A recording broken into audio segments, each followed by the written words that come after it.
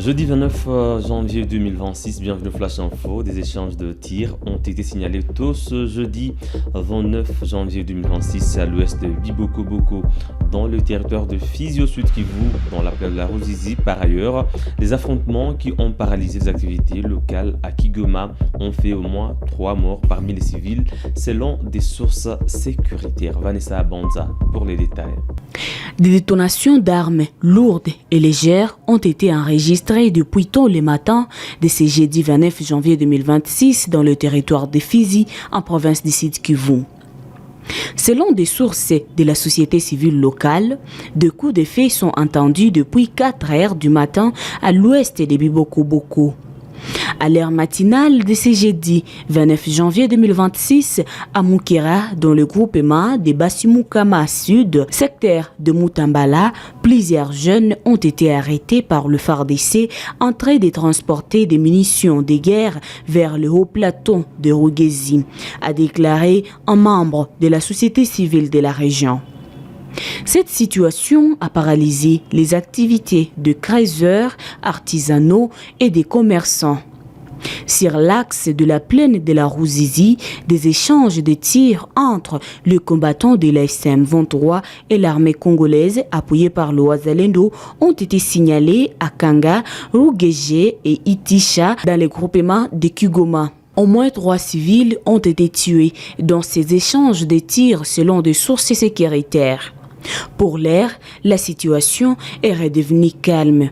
Depuis le retrait de l'FCM-23 d'Ouvira, l'armée congolaise et les miliciens Wazalendo ont repris le contrôle de la zone et se sont rapprochés des lignes de front situées sur l'axe Runingu-Sange dans la plaine de la Ruzizi. Le secrétaire exécutif de l'F-123, Benjamin Mbonimpa, a effectué une visite d'inspection de l'état de la route nationale numéro 2 sur l'axe Bukavu-Calais-Goma, principal corridor d'interconnexion entre le Sud Kivu et le Nord Kivu. Au cours de cette mission, il s'est arrêté au bureau du territoire de Calais afin d'évaluer l'état de l'administration et des infrastructures locales. Accompagné du gouverneur Patrick Boussou-Bangui, Benjamin Mbonimpa a également constaté l'avancement des travaux de réhabilitation du pont Tungulu. Reportage signé cellule de communication du gouverneur.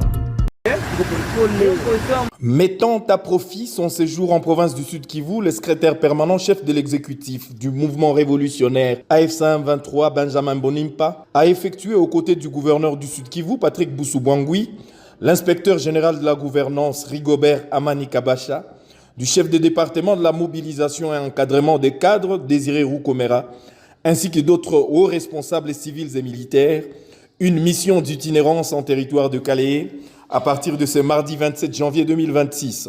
Une première pour ces hautes personnalités depuis la libération de cette partie du territoire de la province qui déjà aux premières lueurs du jour ont afflué vers les bureaux de l'administration territoriale. Question de se faire une idée globale sur l'état des lieux du territoire au plan administratif, au plan des infrastructures. Les autorités du mouvement révolutionnaire ont constaté l'état d'abandon du patrimoine immobilier de l'État avec notamment des maisons en ruine et pour la plupart envahies par une végétation sauvage. Mais pour le gouverneur Patrick Boussou-Bangui, il était plus question d'inspecter l'état de la route nationale numéro 2, assurant l'interconnexion entre les deux provinces sœurs du Nord et du Sud Kivu. À ce jour, les autorités du mouvement révolutionnaire ont pu se rendre compte des efforts consentis en vue de sauver un ouvrage d'art, les ponts Tungulu au niveau du PK87, où les techniciens de l'Office des routes sont à l'œuvre avec des travaux de gabillonnage et de lutte anti-érosive en amont comme en aval du pont, permettant ainsi une bonne mobilité sur le tronçon. Effectivement, nous sommes au niveau du pont Tungulu qui se trouve sur la nationale numéro 2, au PK 87. Et comme vous savez, c'est depuis le mois de novembre, précisément le 21 novembre, qu'une forte pluie s'est abattue dans la région. Et malheureusement, le pont Tungulu n'a pas été épargné. Et il y a eu de forts affouillements au point de déstabiliser les ponts. Heureusement, les autorités ont écouté les cris d'alarme de la population et c'est comme ça qu'ils nous ont d'abord, dans un premier temps, envoyé pour mener les études pour sauver les ponts. Et maintenant là, c'est la concrétisation. Nous sommes venus maintenant pour commencer les travaux. La consistance de ces travaux, c'est faire les travaux de gabillonnage pour récupérer le niveau du lit de la rivière, mais également faire les travaux de lutte anti-érosive. En revanche, le gouverneur du Sud Kivu et ses hôtes ont constaté avec grand regret l'état des délabrements très avancés du lieu dit chez les Français à la lisière de Nyabiboué à quelques 100 km de Bukavu. Ici, un énorme canyon s'est créé, occasionné par des mouvements tectoniques avec un effondrement de la route. La seule alternative était donc, selon les techniciens, d'engager des travaux en cours aujourd'hui pour la création d'une route de déviation au regard du caractère irréversible du délabrement et de la fragilité du terrain à cet endroit. Les autorités ont ainsi déployé un impressionnant dispositif d'engins de génie civil afin de maintenir la fluidité du trafic sur cet axe stratégique aussi bien au point de vue économique et sécuritaire. L'appui de la très haute hiérarchie du mouvement révolutionnaire AFC M23 a donc été sollicité. Le gouverneur Patrick Boussou-Bouangui exprimant son absolue conviction que tout sera mis en œuvre pour le maintien en état de cette route d'intérêt national. Sur le trajet, la délégation a pu communier avec la population, notamment à Nyabiboué, où elle a exprimé son satisfecit au regard de l'engagement de la jeunesse qui a rejoint massivement les rangs de l'armée révolutionnaire congolaise ARC. Mercredi, le gouverneur Patrick Boussou-Bouangui a poursuivi ses activités à Minova avec à l'agenda un meeting populaire couplé à des rencontres avec les différentes couches sociales de la population. Restons dans l'est de la RDC. La famille du feu Amos Baraka, ancien chef du groupe armé CRP, a restitué plus de 2,6 milliards de francs congolais à la coopérative Le Palmier après l'attaque meurtrière attribuée à la CRP de Thomas Lubanga. Les autorités provinciales ont salué ce geste et ont appelé les jeunes à renoncer aux groupes armés. Reportage. 2 600 800 000 francs congolais, soit 946 000 $ américains. C'est les montants restitués par la famille du feu Amos Baraka à la coopérative Le Palmier. Selon l'avocate de la famille de l'ex-chef rebelle de CRP, Maître Sabina, cet acte délibéré a été posé pour sauver l'honneur de la famille ainsi que celui du feu Amos Baraka. Nous confirmons l'intention de cette famille de bien vouloir retourner cet argent-là. C'est ainsi que nous avons saisi l'autorité politico-administrative pour parvenir à cette fin. Le responsable de la coopérative Le Palmier a de son côté remercié la famille pour ses gestes, tout en saluant le sens du professionnalisme dont fait preuve les gouverneurs militaires en toutes circonstances. Nous ne manquerons pas vraiment à réitérer encore nos remerciements à la famille de Baraka Amos, surtout pour la bonne foi. Au gouverneur militaire, nous disons coup de chapeau. Et c'est la preuve que nos services fonctionnent normalement et que nous avons un beau gouverneur qui a les soucis de sa population.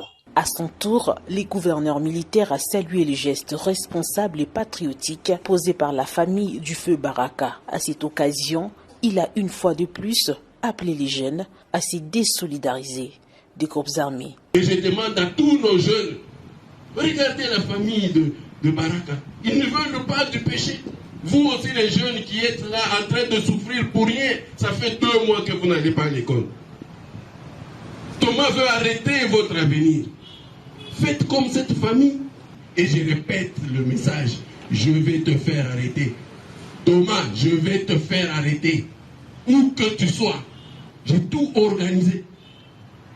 J'ai tout documenté pour que tu sois arrêté. Notons que c'était le 19 juillet 2025 que la Jeep de la coopérative Le Palmier était tombée dans une embuscade tendue par le groupe armé Zaïre dans la zone de Mabanga. Le présumé auteur de cet acte ignoble se trouve actuellement entre les mains de l'auditorat militaire afin que justice soit rendue.